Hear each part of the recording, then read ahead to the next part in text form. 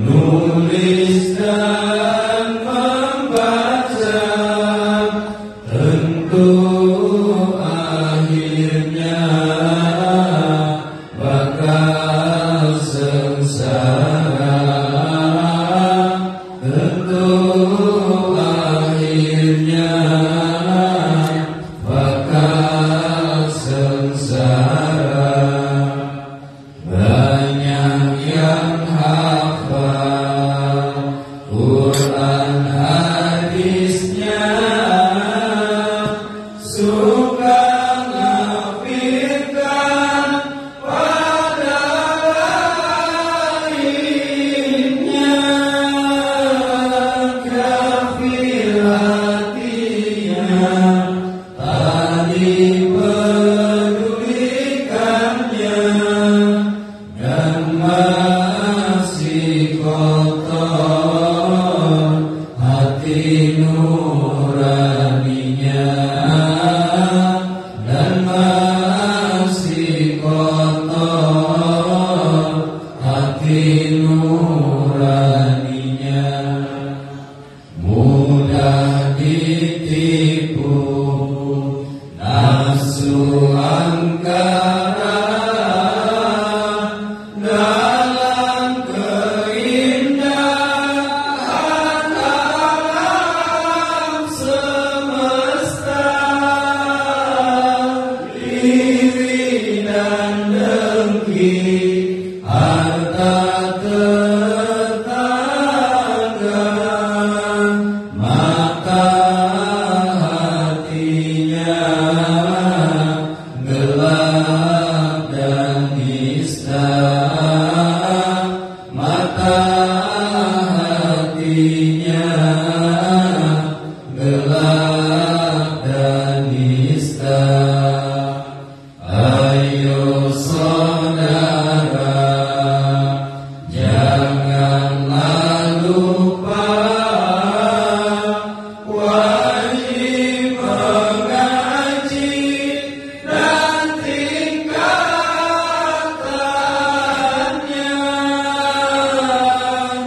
Kalaulah bagus iman tauhidnya,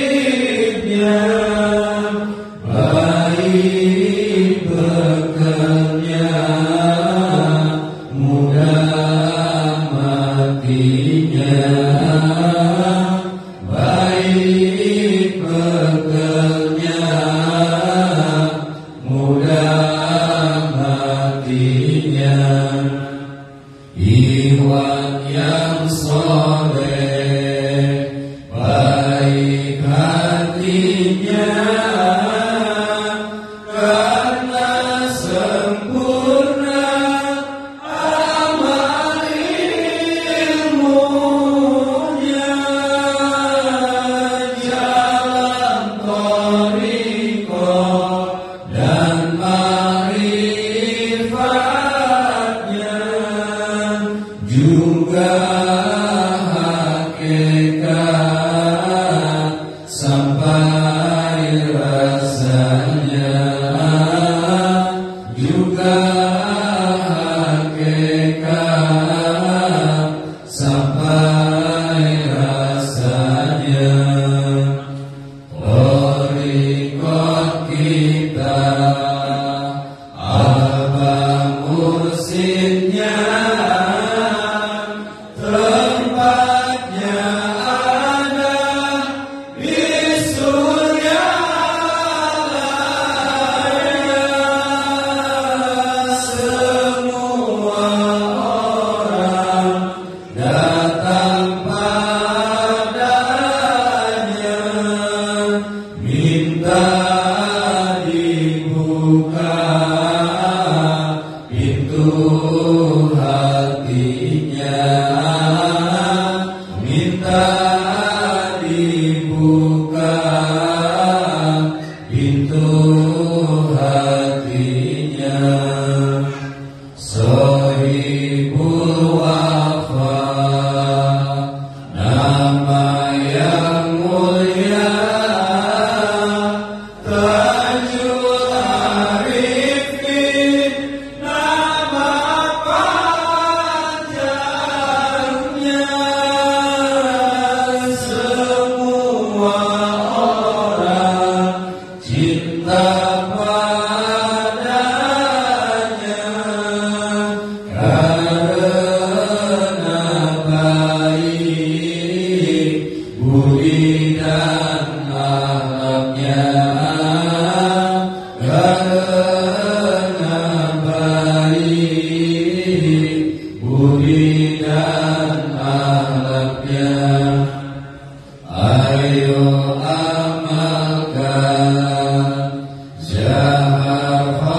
اللهم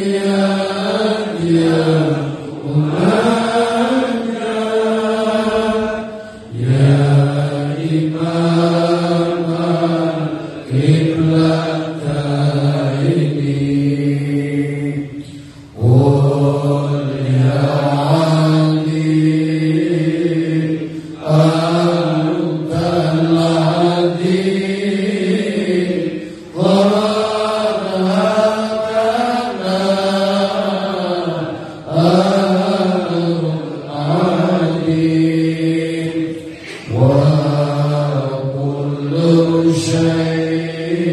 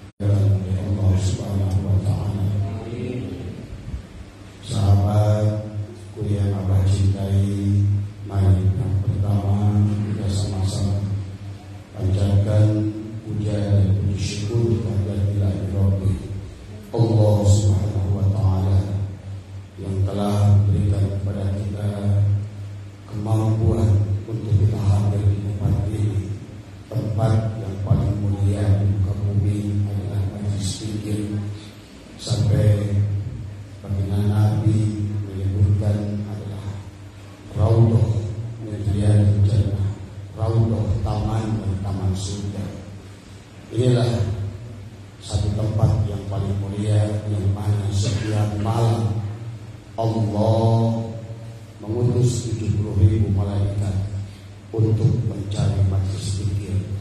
Majlis zikir seumpama lampu yang terang, maka malaikat adalah seumpama laron yang berterbangan menuju lampu. Pada saat zikir dikumandangkan, salawat kepada junjungan alam baginda Rasulullah SAW, maka para malaikat adalah berputar di sekeliling majlis itu sampai pada aras, adalah mendoakan, beristighfar, mohonkan ampun kepada siapapun yang hadir di majlis. Inilah tempat yang paling dimuliakan oleh Allah. Sampai dalam sebuah asbabul wurud, sebuah hadis yang dikisahkan, dijelaskan dalam kitab Imam Nawawi, adalah adanya seorang manusia yang duduk berada di majlis zikir, tetapi karena cahaya majlis zikir maka mampu menutupi segala dosa-dosanya. Inilah sahabat, bersyukurlah kepada Allah, karena tidak semua orang bisa menikmati hidangan ini. Wallah, di muka bumi ini tidak ada yang lebih terang dari majlis zikir. Itulah seolah-olah kenapa Allah Subhanahu wa Ta'ala adalah mengkhususkan ibadah yang paling utama adalah zikir.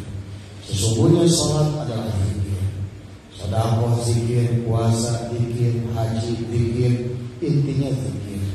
Maka kalau sholat tidak berdasarkan zikir, maka sholat itu tidak bermakna. Karena intinya sholat adalah hudur, adalah hadir, adalah tersambung, adalah zakar yang berhubungan antara si khalik, antara si makhluk dengan khalik, antara kawana dengan mukawana, antara sarung dan goloknya. Ini adalah merupakan sebuah kemuliaan. Makanya bahkan dijelaskan dalam kitab Bidayatul Hidayah Imam Ghazali, adalah orang yang berjalan ke majlis zikir atau ke majlis ilmu, setiap incinya adalah merupakan ampunan Allah. Setiap inci langkahnya adalah rahmat Allah tercurah kepadanya. Selama mereka berzikir di tempat ini, walaupun tidur sekalipun, maka insya Allah tempat ini adalah. Makanya pada saat malaikat rahmat datang pada Allah, ya Allah, aku ingin membagikan rahmat kepada mereka yang duduk di majlis ini. Tapi ada seorang yang maksiat yang duduk di majlis itu. Kata Allah, wahai malaikatku, aku tidak melihat satupun yang maksiat di majlis itu, karena kemuliaan menutupi dari segala kekurangan.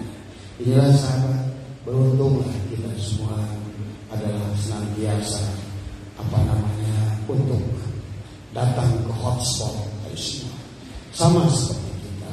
Ya, inilah hotspot. Majlis zikir adalah hotspot. Pada saat kita ingin mengirimkan WA, mengirimkan mau live, tapi pada saat kuotanya tidak cukup, maka kita mendapatkan tethering, datanglah kepada orang yang punya hotspot. Majlis zikir adalah hotspot. Maka di sini selama kita di majlis zikir, kenapa? Kita harus menjaga adab dan semua. Karena antara Bapa dan malaikat yang hadir jauh ratusan kali malaikat lebih banyak dari Bapa dan Ibu. Bahkan termasuk juga sahabat kita dari jin Islam adalah juga ikut bersama kita berzikir. Inilah yang tidak dipahami dari semuanya. Maka petahkan di sini di majlis zikir itu. Makanya itulah tempat yang paling dicintai oleh Allah, tempat yang dicintai oleh Rasulullah. Sampai Nabi memerintahkan, farqa, mampirlah kamu di mana kamu melewati majlis zikir. Dalam sebuah hadis yang lain mengatakan, sungguh bodoh orang-orang yang membiarkan hidangan yang lezat dari majlis zikir, padahal di situ kemuliaan tadi. Jadi ya sahabat, mudah-mudahan kita senantiasa diberikan kemampuan untuk istiqomah untuk senantiasa kita berzikir bersama, bersolawat bersama, insya Allah. Ya. Karena hidup manusia itu di alam dunia, lihat dalam kitab Al-Fathur Rabbani wal Fathur Rahman. Manusia itu dibagi 4 golongan. Ada manusia yang untung dunianya dan untung akhiratnya. Sedikit sekali. Ada orang manusia yang untung dunianya tapi celaka akhiratnya. Ada manusia yang tidak untung dunianya tapi selamat akhiratnya. Tapi dikatakan oleh para sahabat 70%, 80% manusia di akhir zaman sekarang kita manusia yang buntung dunianya dan buntung akhiratnya. Maka insya Allah, dan makanya ada orang punya dunia tapi tidak tertipu dengan dunia. Ada orang punya dunia tapi tertipu dengan dunia. Orang yang pertama ini baik, dia punya dunia tapi tidak tertipu dengan dunia. Terus dia beribadah, dia zikir dunianya dan dunia. Inilah maka dalam sebuah hadis kata Nabi, barang siapa orang yang sibuk berzikir sampai lupa minta. Dalam sebuah hadis qudsi kata Allah, Allah menyukai orang yang berzikir 70 kali lebih utama dari yang meminta. Allah senang pada orang yang meminta, tapi Allah lebih senang 70 kali pada orang yang berzikir. Dijelaskan oleh Syekh Imam Bushairi, kenapa demikian? Karena orang berzikir kata Allah, istighol bil haq. Dia disibukkan dengan diriku, dia sibuk dengan diriku, dia sibuk mengingat diriku sampai dia lupa meminta kepada diriku. Barang siapa dia sibuk mengingat diriku, maka akulah yang akan mencukupi apa keperluannya. Sementara orang yang berdoa adalah orang yang sibuk dengan keinginan-keinginannya sampai dia berkata padaku, tetapi sesungguhnya dia lupa pada diriku. Inilah kemuliaan majlis zikir dari sana dari semua. Maka bagi kita teruskan zikir, maka teruskan kita bersolawat, insya Allah dan bakal masuk tadi. Dan makanya ada orang punya dunia tidak tertipu dengan dunia. Tapi ada orang dunianya banyak tapi tertipu dengan dunia. Sibuk misalnya. Tiap hari dukir paling siang malam sampai gak sempat. Tapi ada orang yang ketiga yang tidak punya dunia tapi tidak tertipu dengan dunia. Walaupun dia cukup, asal cukup dia jalan. Tapi yang terakhir sama orang yang tidak punya dunia tanpa tidak punya akhirat, tidak punya dunia dan tertipu dengan dunia. Nah, kebanyakan manusia itu dia tidak punya dunia tapi tertipu dengan dunia. Coba perhatian di lingkungan kita, geraknya sibuk.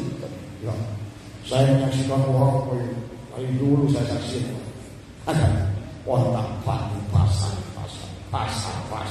alkohol. Iya, kita ini harus cerdas. Ingat, yang menentukan rezeki itu Allah. Jadi nggak ada judulnya.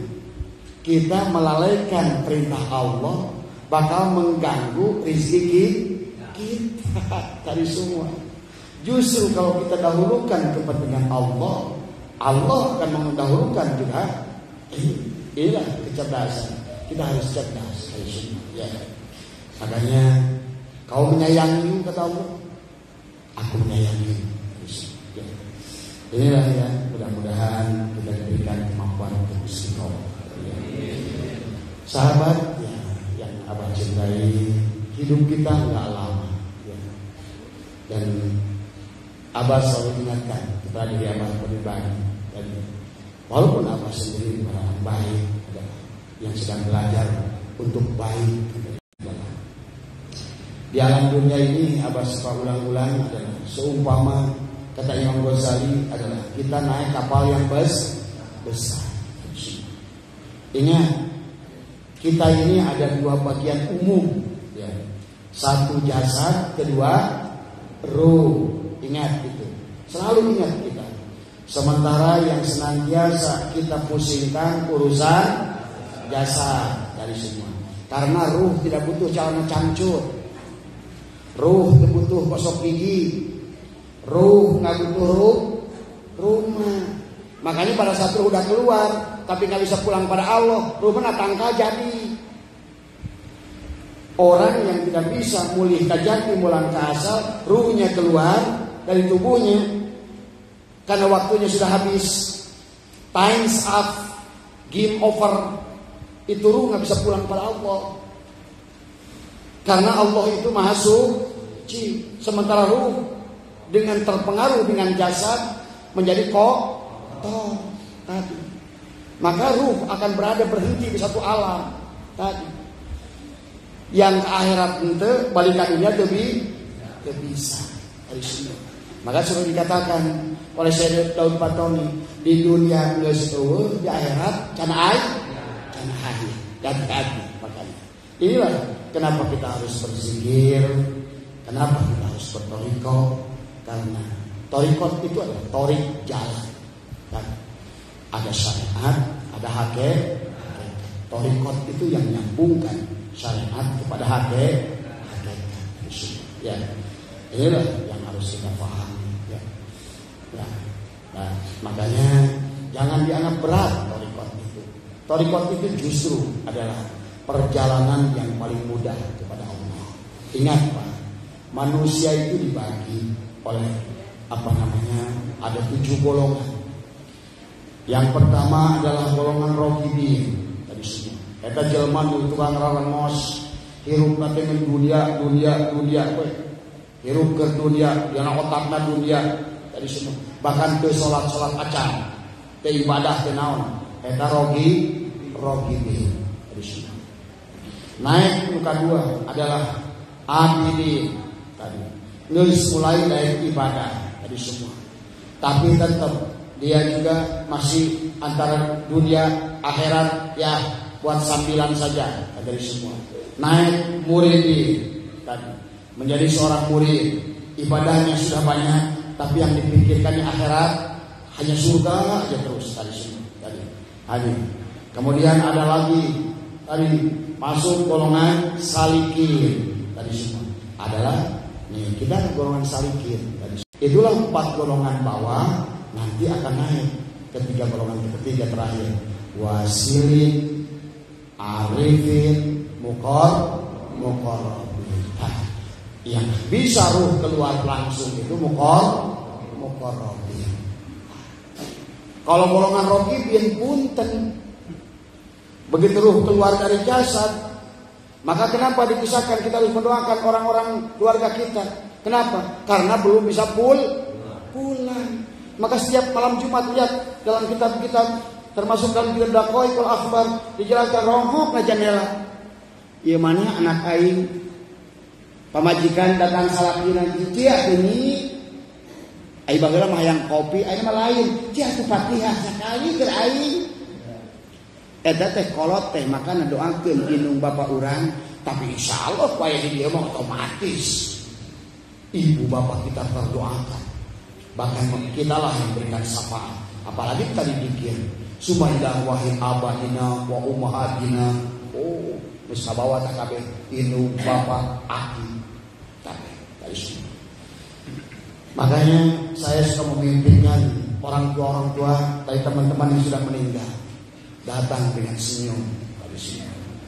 Dengan badan. Ada seorang dulu yang orang tuanya itu tanpa daksa. Tapi datang ke saya dalam tubuh yang sehat dan ganteng. Dalam mimpi itu katanya semua. Ya datang. Ya terima kasih anak saya. Bahkan dulu kan Abah ceritakan ada orang Cilacap yang nama Mas Cipto itu baru masih dulu majelisnya masih di depan. Dan padahal dia karyawan pabrik di MMM 2100 orang Cilacap. Ya, dia bukan siapa-siapa, bukan ulama. Orang karya, tapi dia kan setiap pengajian ada terus, dikir ada terus. Tapi kemudian dia pun nggak lama waktu itu kalau nggak salah Pak Ustadz Nana yang bawa itu kalau nggak salah baru setahun kalau nggak salah meninggal dimakamkan di Mabelan kan dari sini. Kemudian keluarganya mau membawa 7 tahun kemudian, itu kalau masa berapa tahun itu, dipindahkan dari makam umum yang di Babelan itu, jasadnya masih utuh. Inilah ahli zikir. Karena ahli zikir itu, Bapak itu nggak ngerti siksa kubur itu. Kan kayak belatung, kayak apa semua itu semua. Bapak ngerti nggak dari mana datangnya kelabang, belatung, ulet, ular yang ada di bawah itu? Dari tubuh kita sendiri. Dari tubuh kita sendiri. Itulah makanya dia mencapik-capik kita sendiri dari semua. Tapi bagi ahli zikir dalam keadaan apa? Kalaulah sempurna matinya tidak roh dan terus surga utuh juga kapan? Itu kata Gus Dur. Yang nulis itu Gus Dur. Dan ini fakta. Setahun Pak Cipto itu, bukan Ustaz. Itu sampai dagingnya itu masih nyol-nyolan. 7 tahun itu. Masih apa? Masih kayak kenyal. Ya. Karena tidak ada yang berani menyentuh dia. Tidak ada yang berani menyentuh. Jadi jangan dibayangkan tadi. Mungkin dalam wujud kita kayak kelabang, cacing, tapi di alam yang sebenarnya alam dia mungkin malaikat yang serem. Tadi semua. Makanya, aduh sahabatku yang abah cintai, ayo berzikirlah. Sampai perintah zikir itu apa dalam Al-Quran itu hampir semua adalah dari mulai surat Al-Baqarah sampai ke belakang ajak zikir sampai perintahnya juga ada wala dzikrullahi akbar. Cuma zikirnya bukan zikir cari pahala, bukan zikir umum, bukan hanya ucapan la ilaha illallah. Bapak pernah nggak menyaksikan orang yang kesurupan dibacain ayat kursi malah jinnya ketawa? Pernah nggak lihat? Diketawai kata jin. Apa? Api lu nggak ada panasnya. Ya. Beda la ilaha illallah juga. Ayat kursi juga beda. Fatihah juga bacaannya beda. Inilah tadi. Itulah kenapa harus ditanamkan pada semua. Makanya dikatakan oleh Allah, innal ladzina yubayyi'unaka innama yubayyi'una Allah. Hai Muhammad, siapa yang mengambil baiat kepadamu, siapa yang mengambil talqin kepadamu, sesungguhnya kata Allah, dia mengambil talqin pada diriku. Jadi kalau kita ingin dianggap hamba Allah, maka ini kita harus dibelah dada kita. Itulah talqin. Talqin itu menanamkan kalimatul iman, kalimatul taqwa, kalimatul tauhid. Itulah yang disebutkan dalam Al-Quran adalah pohon syajaratul yakin. Tadi syajaratul yakin. Itulah yang disebutkan tadi. Apa namanya? Kaukabun durriyun yuqadu min syajaratin naim. Pohon mubarakatin zaitunatil la syarqiyatin wala gharbiyah. Anu dari timur dari barat. Itulah tangkal talqin. Itulah tanamkan kalimat la ilaha illallah Muhammadur Rasulullah. Itulah kata Nabi, laqinu mautakum bila ilaha illallah. Bimbinglah orang yang mau mati, ajarkan orang yang mau mati dengan kalimat la ilaha illallah. Kita mau mati nggak? Coba Bapak pakai logika aja. Mendingan mana Bapak masih seger diajarkan talqin la ilaha illallah, ataukah pada saat sakaratul maut?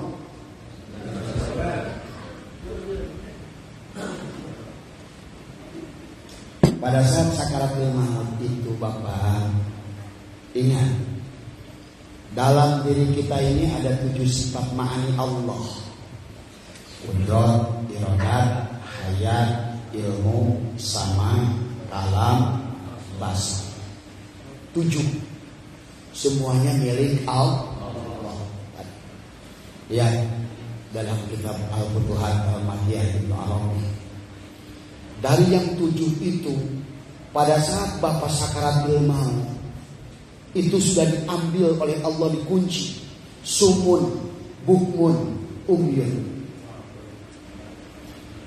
bisu, buta, tuli, bahkan kudrat, iradat sudah dikunci oleh Allah. Tinggal disisakan 2, ilmu dan hidup. Yang pertama masuk dalam diri kita, hidup dulu. Kan diri kita ini dari apa? Dari wadi, madi, mani, manika.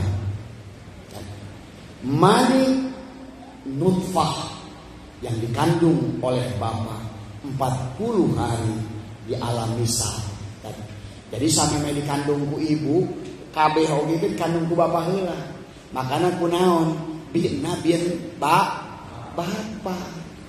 Karena sebelum itu nanti dicerot, dipindahkan tadi. Cerot, pindah tadi semua. Tadi.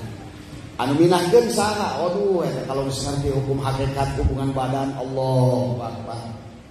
Cuma sayang Bapak mah ibu mah ngerti tadi sih. Tadi nu bapak nyawa teh ngeunah. Asup ke hulu jeung lumpang ka jero. Tapi padahal sesungguhnya di situ banyak maknanya, ya. Luar biasa. Sebetulnya pelajaran makrifat yang dahsyat. Disitulah berpindahnya tadi dari si gotoloco tina si halulumpang pindah karena cok. Maka disitulah Bapak nikmat nggak? Lamun pek nikmat mah atuh geus ngajuru mah daek deui. Keur ngajuru mah dah bapana jauh-jauh. 40 hari mah, Bu, Pak. Ini hari keberapa ya? Enggak. Ibu nggak ngitung. Oh tadi. Jadi sesungguhnya pelajaran hubungan badan itu adalah, makanya ada ulama yang mengajarkan pada kita. Kalau ibu dan bapak ini yang masih hubungan yo, ini mentong. Komun itu bukan pasangan mah. Ini buat yang punya pasangan. Jarak paling dekat. Pada saat bapak merasakan kenikmatan, itu dikatakan oleh ulama, itulah hakikat dekat dengan Allah. Itu nikmatnya itu. Itulah. Bayangkan, baru itu dekatnya berapa? Sudah begitu nikmatnya dekat dengan Allah. Apalagi nanti benar-benar bersama Allah. Makanya hanya orang bodoh yang mau bidadari. Cek Allah, bodoh siapa yang bidadari? Emang aing teu temankan wajah Allah, dekat dengan Allah itu Pak. Makanya Allah dohirkan dengan hubungan badan bapak dan ibu. Makanya di situ ulama mengatakan pada saat kau merasakan kenikmatan mau muncrat, berdoalah. Nabi pada saat muncrat ada doanya nggak? Pak, artikan doanya. Yang doa Nabi itu bukan main itu. Nabi ngedoa. Apa mah udah cek wes. Ayat doanya tadi. Makanya dikirnya tadi adalah hu. Asup si benul, keluar si benul, asup si benul, keluar si benul. Cot. Lang. Deket. Bayangkan kalau kita bersama Allah, itu baru dekat.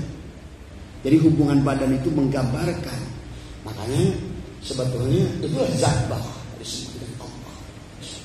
Aduh susah abang ngomong. Makanya di dalam kitab Haqiqatul Insan, nikmatnya itu 1000 kali orgasme.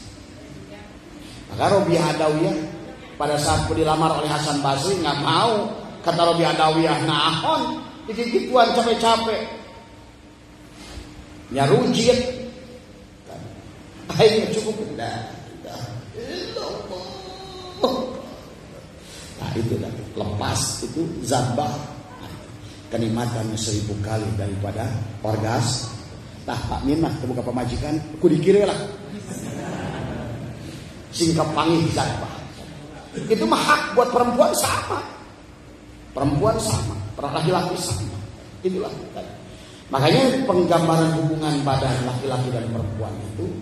Makanya tadi kenapa pada saat saking nikmatnya itu cerotnya kasih bedegul jadi jalan mah saha eta si bedegul si gotolo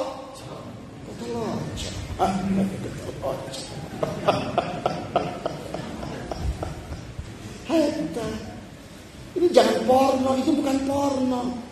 Sebetulnya Allah menciptakan Adam dan Hawa itu Allah ingin mengenalkan makrifat yang sesungguhnya dengan hubungan badan tadi. Pada saat getaran itu bayangkan itu tadi. So, maka dibacakan innamal mu'minuna idza dzukirullah wajilat. So, pada saat bapak apa majikan kurang geus buka jalan wajilat goyang getah si ontoh langsung goyang aya naon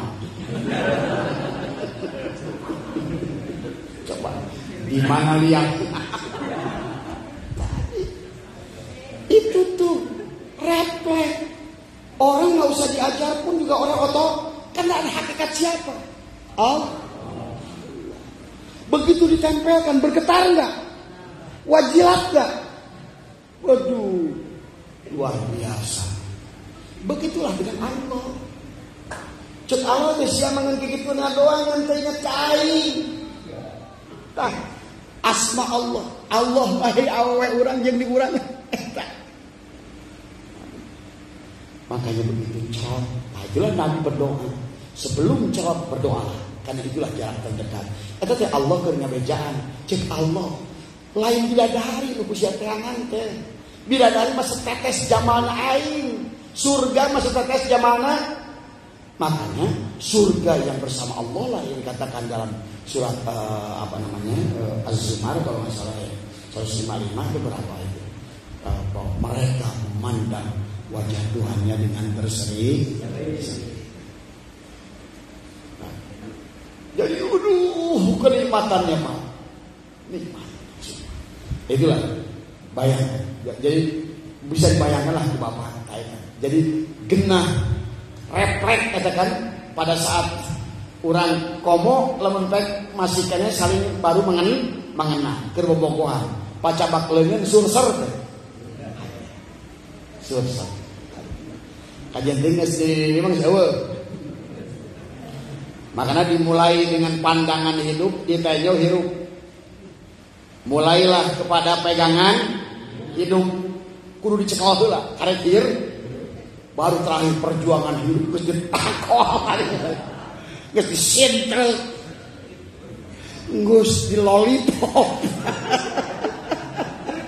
Teu udang-udang. Itu teh pelajaran makrifat. Tadi makanya barang lalaki jika naon bukan tadi. Makanya orang Arab kan diajar tadi kan orang Arab pas ini pas buka alif cut awalnya wow orang Arab dia gede alif wow jadi wow ayo ya. Jadi sesungguhnya banyak ilmu yang tidak dipahami oleh kita semua. Jadi ruh kita ini adalah makhluk yang mulia. Karena pada saat karena ruh kita ini milik Allah. Ruh kita ini penduduk akhirat. akhirat. Ditiupkan oleh Allah. Fa'idza sawaituhu wa nafakhtu bihi min ruhi. Aku tiupkan sebagian ruhku. Ruh di situ diidopatkan pada Allah. Kenapa Allah mengidopatkan ruh padanya? Allah itu bukan ruh. Allah itu tidak punya ruh dari sini. Tapi di sini saking ingin Allah menjelaskan, diidopatkan kata ruh pada dirinya. Nafakhtu bihi min ruhi. Jadi seolah-olah Allah yang berkata, wahai manusia, tuh aku titipkan sebagian diriku pada dirimu untuk kembali pada diriku. Adalah dengan jalan, syaratnya adalah dengan zikrullah. Itulah. Makanya dikatakan pada saat Ali bin Abi Thalib waktu mendengar bagaimana Nabi menceritakan Mi'raj, kata Ali, ya Rasulullah, bagaimana kayak kami ini begitu nggak mudahnya kembali ke Allah tadi. Kata Nabi pada saat ya Nabi, kata Ali, ya Rasulullah, dullani ala qabin turuki ilallah. Ya Rasulullah, tunjukilah aku jalan paling dekat untuk kembali kepada Allah. Wa ashaliha tadi. Tapi pengen yang paling mudah ya Rasulullah, paling ringan ya Rasulullah, paling besar timbangannya ya Rasulullah. Tadi. Wa abdoliha, tapi paling abdol. Itu hebat Sayyidina Ali. Hayang paling dekat, paling gampang, tapi paling abdol. Hebat itu tak? Jangan. Abdol ma qultu ana wan nabi min qabli la ilaha illallah. Itulah ya cara terdekat engkau kembali kepada Allah. Karena engkau berasal dari la ilaha illallah. Engkau berasal dari la ilaha illallah. Maka engkau nanti akan kembali kepada la ilaha illallah. Makanya tadi, kenapa kata hadis Nabi, siapa yang akhir kalamnya mengucapkan la ilaha illallah dakhala jannah. Dakhala, masuk karena surga. Bayangkan. Inilah pentingnya bikin la ilaha, tapi syaratnya harus ditanam, dan itu perintah Allah. Innal ladzina yubayyi'unaka innama yubayyi'unallah, dalam Al-Qur'an. Kemudian perintah Rasul tadi ada lakinu mautakum bila ilaha illallah. Nah, timbullah dua pandangan ulama syariat dan ulama thariqah. Ulama syariat berkata, tapi nanti saja pada saat sakaratul maut dari sini, ya. Padahal pada saat sakarat itu lagi dari sakron. Sakron itu orang yang sedang mabuk. Kira-kira orang yang sedang mabuk Bapak ajarin, ngerti enggak? Boro-boro ngerti. Kadang-kadang saya dulu ada teman-teman yang suka mabok, saya bawa. Kadang-kadang sambil ketawa dia tunjuk muka saya. Bapak kamu laki-laki ya? Itu kan orang mabuk aneh ngomongnya. Bapak kamu laki-laki. Kadang-kadang Aisyah. Pas saya diangkat tuh, kubu karena parit. Ciatu siapa mabok teh sing boga ukuran cekurang. Bandil parit ukuran. Di mana aing geus nyemplung kana parit teh ukuran tas.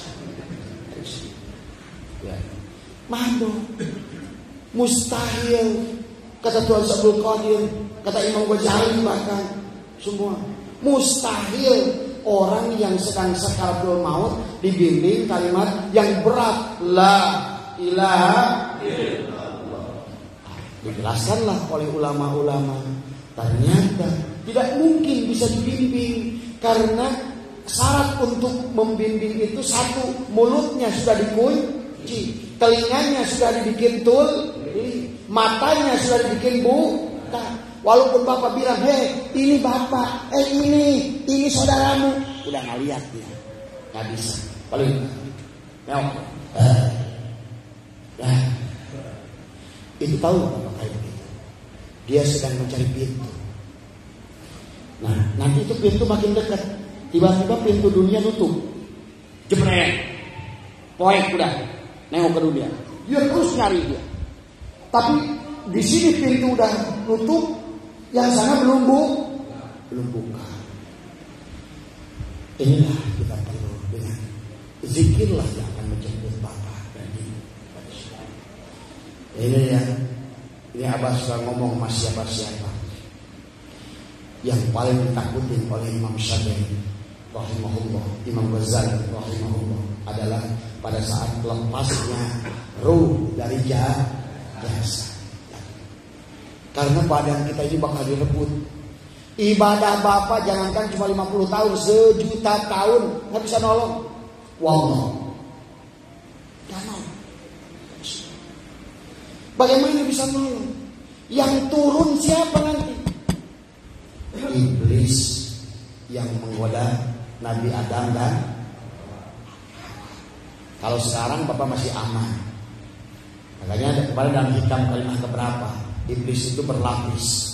Yang pertama ngelarang, ngapain kamu ke majelis?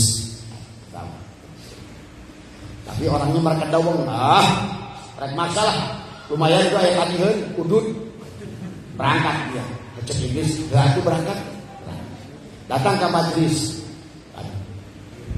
aduh jangan gede balik itu balik, berulah, orang kerjaan mayar jalan mana, itu.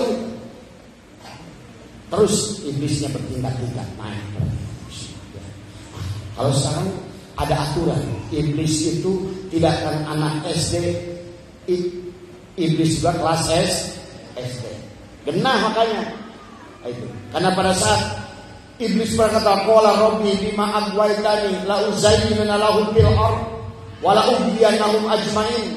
Di situ ya Allah, karena Engkau sesatkan aku ingin sesatkan manusia seluruhnya, kata iblis. Cek Allah gaya, boleh kata Allah, boleh. Nah, disitulah Allah meminta kepada iblis ada syarat dari situ. Jadi iblis itu akan menggoda sesuai tingkatan manusia. SMP, iblisnya SMP. Konsekuen iblis. Makanya tahu kalau seandainya iblis itu dibebaskan, bisa sholat. Lamun iblis bebaskan air geus eueuh salat, geus eueuh puasa, eleh kabeh geus. Ku sebabkeun iblisna, tapi dalam sakaratul maut iblis yang menggoda Nabi Adam dan Ummi Hawa akan diturunkan. Iya.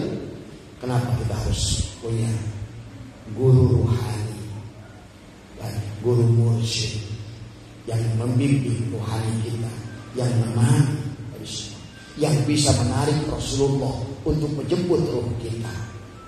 Kita mana bisa ruh kita dijemput oleh Rasulullah? Tapi bisa nggak kita dijemput oleh Rasulullah? Bisa, bahkan harus. Karena buktinya umat Rasulullah itu dijemput oleh Rasulullah.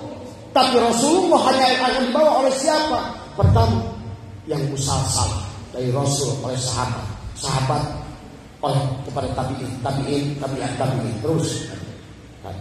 Makanya kayak kita pun punya Syekh Ahmad Sohibul Wafatajul Alifin. Makanya akan kontak beliau kepada Syekh Abdullah Mubarak bin Muhammad. Beliau kontak kepada siapa? Syekh Toha bin Syabdul Hari, Syekh Toha bin Talabudin, Syekh Ahmad Khotib Sampas. Terus kalau Zainal Abidin terus sampai kepada Tuan Syabdul Qadir naik kalau sampai kepada Hasan Husain, sampai kepada Ali bin Abi Thalib, sampai kepada Rasulullah. Baru nanti Abah ngomong, ini murid Abah pada UI apa tadinya Bah, dia murid orang UI karena laporan sekolah. Nyambung ke Rasul ngejemput. Inilah yang harus dipahami oleh kita. Termasuk makanya tadi innal ladzina yubayyi'unaka innama yubayyi'unallah, di situ yang berbaiat kepada Allah adalah Allah baginda Nabi lewat malak Jibril. Tapi sahabat nyambung kepada Rasulullah, baiat oleh Rasulullah tadi. Tapi lewat sahabat terus. Tapi kalimat itu harus ditanamkan. Ingat. Karena tadi pada saat keluar ruh itu tidak bisa boro-boro mengucapkan la ilaha. Oh. Gak jual kan? Bapak mau tela, jajan. Kembali dari ngomong ke abah. Ubah. Akhirnya pada talkin, talaken. Makanya abah selalu ingatkan dari semua. Untung. Sebenarnya kalau tadi abah cakap aja, abah bisa komunikasi, tapi kan tadi susah membuktikan kepada kalian semua ya. Inilah ya bahwa sesungguhnya nanti itu pada saat akan keluar hayat ruh kita dari tubuh, ilmu itulah yang akan menjadikan pertanggungan kepada kita. Ilmu apa? Ada ilmu yakin, hakul. Hanya ilmu Allah yang akan bisa membimbing, bukan fikih, bukan apa. Hanya ilmu yang diajarkan langsung oleh Allah, hanya oleh Allah. Maka disitulah kita membutuhkan. Makanya ibadah kita, makanya yang sekarang udah bagus, tinggal dibungkus dari semua, tinggal diluruskan niat. Maka katakan Nabi, nah ini maaf ya, termasuk di dalam hikam ini yang kemarin abah bahas. Kenapa Syaikhullah menjelaskan di dalam hikmah yang keberapa kemarin itu adalah Bismillahirrahmanirrahim, dikatakan adalah ma tawaqqafa matlabun anta talibuhu bi rabbika wala tayassar matlabun anta talibuhu bi nafsika. Tidaklah sulit katanya, tidak akan bisa ditahan kalau seandainya yang membawa kita kepada Allah itu Allah tadi. Segala hajat kita kalau kita serahkan urusannya kepada Allah tidak akan sulit tadi semua. Tetapi dikatakan wala tayassara matlabun anta talibu binafsika, tidak mudah oleh diri kita. Makanya sekarang Bapak kan sudah sholat, Bapak sudah saum, Bapak sudah zikir. Nah ibu-ibu juga sudah. Nah sekarang semua amal kan kita sudah baca bismillah. Nah sekarang bismillahnya itu senantiasa kita sadar. Pada saat dikatakan oleh Syaikhullah, pada saat Bapak dan Ibu mengucapkan bismillah sebelum sholat, sadarilah kemampuan mengucapkan bismillah itu karena adanya kemampuan daya upaya Allah. Tuh. Mari katakan oleh sebuah hadis kepada Abu Hurairah, ya Abu Hurairah kata Rasulullah, di mana kamu bacakan bismillah pada saat engkau akan melakukan hubungan badan dan engkau sadari sesungguhnya datangnya nikmat hubungan badan itu karena Allah. Tadi semua. Lamun jadi jinkan ku Allah, ada hubungan badan kumaha maneh. Dan moal aya awewena kecuali dibere ku Allah. Moal aya lalakina kecuali dibere ku Allah. Pada saat kita bisa melakukan hubungan badan karena itu semua karena pekerjaan Allah. Sadari oleh kita di situ kata Rasulullah kepada Abu Hurairah. Tadi semua. Maka pada saat engkau demikian, engkau keluar sperma, bahasanya kan begitu. Kemudian dia menjadi anak. Maka setiap anak itu selama bernapas, maka pahalanya dicatatkan setiap helaan napas anak itu. Kalau dia berumur 90 tahun, napasnya itu akan dihitung sebagai ibadah untuk bapaknya. Tadi syaratnya, pada saat sebelum melakukan hubungan badan, dia mengucapkan bismillah, bukan hanya ucapan bismillah, penyadaran hati bahwa ketidakberdayaan kita untuk melakukan hubungan badan itu atas karunia Allah. Dalam utakku Allah jadi barek mah tadi awalnya bisa moal. Anu kadua Allah geus mere awalnya lamun manukna teu hudang bisa moal. Tadi semua. Tadi makanya berarti kudangna eta sikot. Eta teh diberi kekuasaan oleh Allah. Makanya sing sadar ke kita mah ya koi ya matinu Ya kok itu adik kan tadi semua. Ingatlah sih ada sebentar.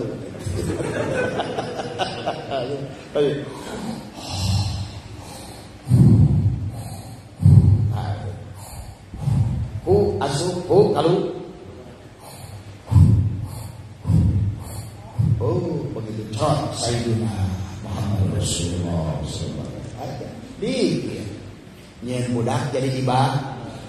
Kalau dia dikatakan kata hadis sahih ini, hadis Muslim, maka dia anaknya itu setiap helaan nafasnya itu menjadi, setiap narikan nafas anak itu menjadi ibadah bagi orang tuanya. Bahkan disebutkan oleh hadis Nabi sampai dia punya cucu, napas cucunya juga jadi ibadah. Nah ibu mau masak, dia baca bismillah, dan ibu berkata dalam hati, ya Allah, karena dengan izin engkau lah aku diberikan kemampuan ngagoreng ieu lauk.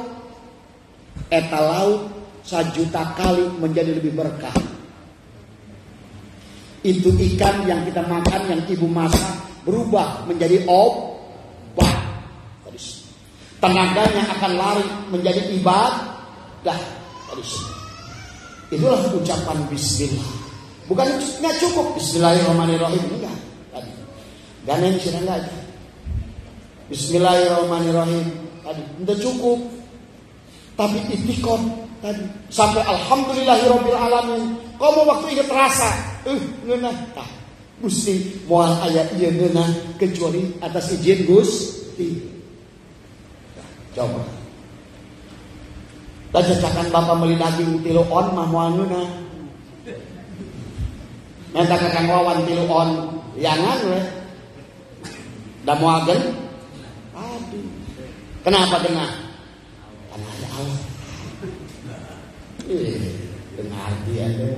Habis semua dia tadi. Maka itulah ya tadi yang oleh kita. Jadi katakan, sadarkan kata Syafi'illah, segala perkara yang disandarkan kepada Allah, segala urusannya tadi. Makanya kenapa kita diperintahkan untuk dalam sholat itu dalam setiap amal itu membaca bismillah, diakhiri dengan alhamdulillah. Udah, tinggal begitu saja. Berarti sekarang Bapak pergi ke pasar, ya Allah, saya berangkat ke pasar ini, berangkat karena kalau bukan karena Engkau, kalau bukan dagangan saya tidak diberikan oleh Engkau, mustahil saya bisa pergi ke pasar. Mustahil ya Allah, kalau seandainya kaki saya tidak sehat, mustahil saya bisa berjalan ke pasar. Itu doang, sadari kita. Itu dampaknya Pak. Itu hadis Nabi dan juga dikatakan oleh ulama. Berarti kita memindahkan dari channel kita kepada Allah dari sini. Maka dagangnya menjadi berkah dari sini. Ya. Maka pasangan ibu menjadi berkah. Apapun yang diawali dengan basmalah dan sadarkan, dipantengkan pada diri, tidak ada daya kekuatan bagi diriku untuk mengucapkan bismillah, karena ucapan bismillah ini atas kekuasaan daya dan upaya Allah. Kemudian pada saat kita ngebon, ya Allah, bismillahirrahmanirrahim, gecuk ngagarpu, ya Allah, dengan nama Engkau, atas nama Engkau, dengan daya kemampuan Engkau, aku menanam jagung, aku menanam pisang, aku menanam dengan izin-Mu ya Allah. Itu ucapan kayak begitu, itu luar biasa. Termasuk ibu bapak ada sholat tahajud malam atau mau ngapain, mau berangkat ke masjid, bismillahirrahmanirrahim, kita siap mau ke masjid, ya Allah, dengan daya kekuatan-Mu, kakiku diizinkan berangkat ke masjid. Tapi kalau seandainya bapak melangkah ke masjid sorangan tanpa gitu, kamu ngerasa itu pegawaian sendiri. Maka dikatakan oleh Syafi'illah, adalah dikatakan apa? Walan tayassara matlabun anta talibu binafsika. Eueuhan menang sorangan mah, eueuh nilayan. Tapi pada saat kita begitu udah adzan di masjid, wudu, kemudian kita siap-siap, ya Allah, pada saat kita wudu, aku diberikan daya kemampuan oleh-Mu untuk berwudu. Desa kabeh jalma bisa wudu. Maka kelihatan nikmat Allah pada saat kita wudu. Kemudian pakai baju, ya Allah, sungguh terima, bismillahirrahmanirrahim, pakai baju. Tidak daya kekuatan bagiku untuk pakai baju kecuali dengan izin-Mu. Apakah setiap orang bisa pasang baju? Tidak, berarti itu terus kita begitu. Berangkat kita berjalan jalan lempang ke masjid. Ya Allah, dengan kekuatanmu, bismillahirrahmanirrahim, karena kekuatanmu, dengan dayamu ya Allah, sehingga engkau takdirkan berjalan ke masjid, orang lain mah ke diskotik. Pernah merasa begitu? Tapi kalau lain sebaliknya, ayo Gusti, abdi mah ke masjid tuh, si itu mah ke diskotik. Goreng patut kayak gitu. Tapi menyadarkan diri kita bahwa sesungguhnya kita digerakkan oleh Allah untuk melakukan kebaikan adalah karena karunia Allah. Nah, Abah itu sekarang hadir menikmati, makanya sehari-hari itu Abah itu 2-3 kali serangan ke belakang ada di situ. Abah nikmati aja dari situ. Tadi pagi-pagi sehat, Bu Haji pagi itu siang jam 10, kemudian cerita egang, biasa, tepuguh angin, tepuguh udung. Ayo be, Abah nikmati aja. Tadi namanya maghrib imaman masih enak, dia beres air nangtung mesti kuat. Ayo kan, udah nikmati saja. Kadang-kadang kita ini harus lihat segala perkara itu adalah lihatlah pemberinya tadinya. Makanya tak abang antara ngeluh, les nikmati aja semuanya. Ya. Bare cager heg ente kudu. Ente. Kan abang mah dokter sepera kan dari sini. Para Gusti pun arti dia lemah habis dokter dokter segala. Ya. Itu saja ya, mudah-mudahan mohon maaf karena abang tadi tiba-tiba tadi sakit tadi semua ya. Jadi mudah-mudahan kita semua senantiasa bersama. Percayalah Bu, inilah keuntungan dalam berjamaah. Nanti kan Abah tadi bahwa kita ini nanti akan di alam mahsyar, di alam manapun akan bersama. Ahli dzikir digambarkan wajahnya memancar kayak bulan. Ya, sampai dipakai oleh orang-orang yang dalam keadaan doa semua. Jangan tukang dzikir, begitu pas baterai. Tadi ya, udah itu saja ya. Mudah-mudahan kita istiqomah. Nah, makanya tadi, alhamdulillah ya Allah, selama sekian puluh tahun aku digerakkan, tidak punya daya kekuatan, karena Engkau lah kami bisa duduk bersama dalam melaksanakan zikir. Jangan dianggap sebagai perbuatan sendiri, dianggap sebagai amal perbuatan sendiri. Karena kalau dianggap sebagai amal perbuatan sendiri, timbullah kita akan menjajah Allah. Satu menjajah Allah, kedua akan ujub kepada manusia. Itu masalahnya. Tapi kalau dianggap perbuatan Allah pada kita tidak akan ujub. Kita juga tidak akan maksa Allah. Tadi ya, itu saja dari Abah insyaallah ya. Nanti kita lanjutkan lagi pengajian. Mohon maaf atas kekurangan. Assalamualaikum warahmatullahi wabarakatuh.